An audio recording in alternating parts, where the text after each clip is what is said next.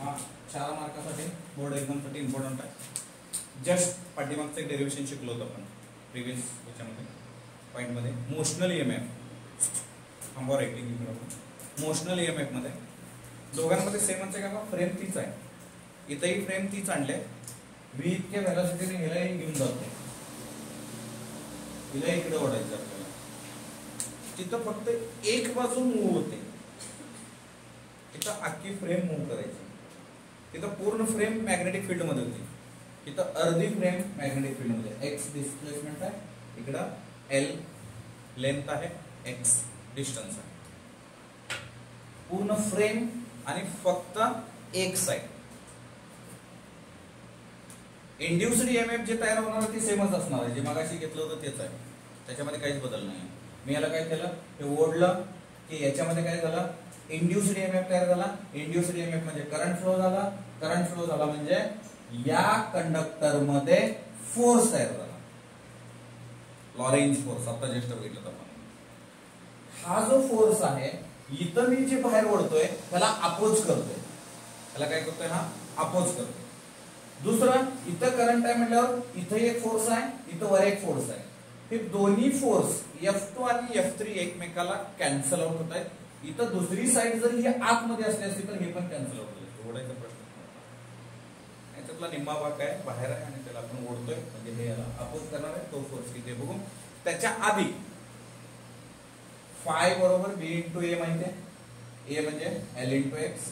ही value आपण कुठे टाकलो, इथं फाय बरोबर B L X याची व्हॅल्यू इथं टाकलो. E is equal to d phi upon dt. Then phi ची व्हॅल्यू इथं पुट अप केलं. BL कॉन्स्टंट आहे बाहेर घेतला. dx upon dt. V बरोबर dx अपॉन dt. तर E बरोबर BLV. फॉर्म्युला फिक्स आहे. मग जो एखाद्या कंडक्टर मध्ये करंट पास होतो मॅग्नेटिक फील्ड मध्ये, स्ट्रॉंग मॅग्नेटिक फील्ड मध्ये, तर त्या ठिकाणी जे फोर्स असतोय मला मग तिथला जो फोर्स आहे हा अपोज करणारा F1 फोर्स तो असतो ILB sin थीटा. पण थीटा हा 90 डिग्री आहे. देन F1 बरोबर ILB. काय तर फक्त ILB. मग सर I ची व्हॅल्यू काढायची कसं? I ची व्हॅल्यू ज्यावेळेस आपण काढतो त्यावेळेस इथं मी I equal to E upon R लिहिता येतं. तर मला I इक्वल टू व्हॅल्यू मिळते BLV अपॉन R. हे काय मिळालं मला, I ची व्हॅल्यू मिळाली. ह्या I ची व्हॅल्यू आपण कुठं पुटअप करू, इथं पुटअप करू. फोर्स बघूया किती मिळतो.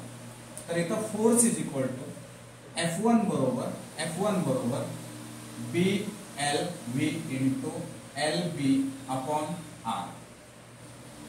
BL किंवा LB. सो F1 बरोबर B square L square V upon R. हे जर मिळालं मला फोर्स किंवा F ची व्हॅल्यू मिळाली. आता पॉवर डिलिव्हर्ड म्हणजे किती पॉवर डिलिव्हर्ड झालं, मग ते जे आहे सो पॉवर जे डिलिव्हर्ड आहे that power equal to work upon time असतं. पॉवर इक्वल टू काय असतं, वर्क अपॉन टाइम. मग मला इथं वर्क म्हणजे काय असतं, force into displacement upon T. मग हे जे डिस्प्लेसमेंट आहे हे जे एक्स आहे, एक्स टाइम सोबत बदलला तर याला वेलोसिटी लिहितो.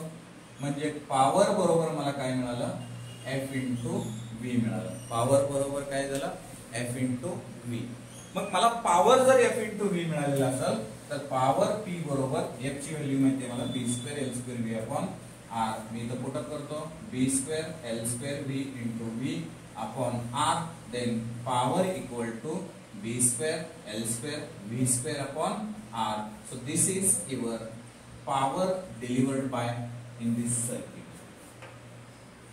मग किती पॉवर डेसिपेट होतं, मग ते जर पॉवर डेसिपेशनचं जर काढायचं झालं,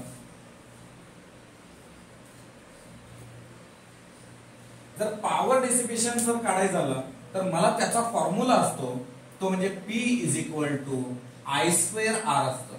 power equal to I square R. मग माझ्याकडे I ऑलरेडी आहे तर I स्क्वेअर काढायचा आहे. तर I स्क्वेअर ची व्हॅल्यू काय रे, I स्क्वेअर बरोबर B square L square V square upon R square. मग ती व्हॅल्यू मी इथं पुट अप करतो, तर मला व्हॅल्यू काय मिळते बघा, इथं B square L square V square upon R square into R, एक आर कॅन्सल झाला, then P is equal to B square L square V square upon R. So this is your power dissipation. So this is the power delivered.